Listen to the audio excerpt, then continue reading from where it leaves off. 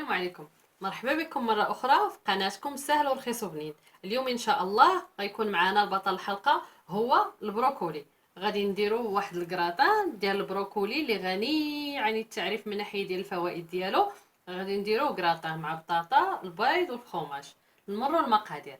عندنا 150 غرام ديال البروكولي، 300 غرام ديال البطاطا، 3 ديال البيضات صغار أو جوج كبار، شويه تاع البزار، شويه ديال الملحه، شويه ديال المعدنوس، درز ديال الثومه، نص بصله مشلضه، وشويه ديال الفرماج محكوك. ناخذ البروكولي غادي نطلع فيه الغليه، البطاطا غنسلقوها نص سلقه، والبصله غنشحروها مع شويه ديال الزيت والملح والثوم. من بعد ما غلى الماء غادي نرميو البروكولي غير واحد شويه يطلع فيه الغليه وغادي نحيدوه.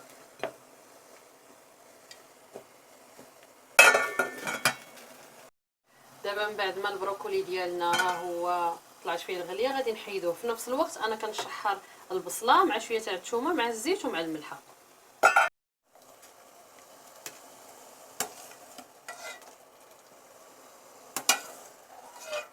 نفس الماء اللي كان فيه البروكولي غنديرو فيه بطاطا تسلق نص سلقه. ودابا نقطعو البروكولي رقيق بزاف.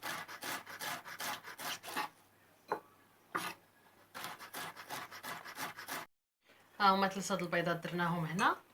غادي نزيدو عليهم البروكولي اللي هانتوما شفتوا كيفاش قطعته،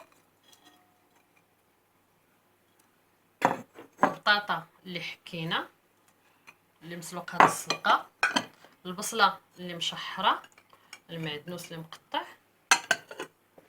الفرomاج. بعد ما تخلط الخليط دابا غنديرهم انا في هاد الطويجنات هادو. دابا نديرهم في الطويجنات.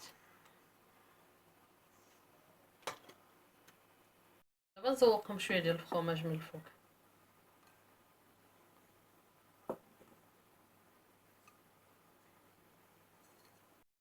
ودابا غادي نديرهم في الفرن درجه 100 على درجه حراره 180، ولكن ما نقدرش نقول لكم الوقت على حسب كل واحد والفران ديالو. الطاطا ديال البروكولي جربوهم ما غاديش تندموا، وما تنساوش الاشتراك في قناتي.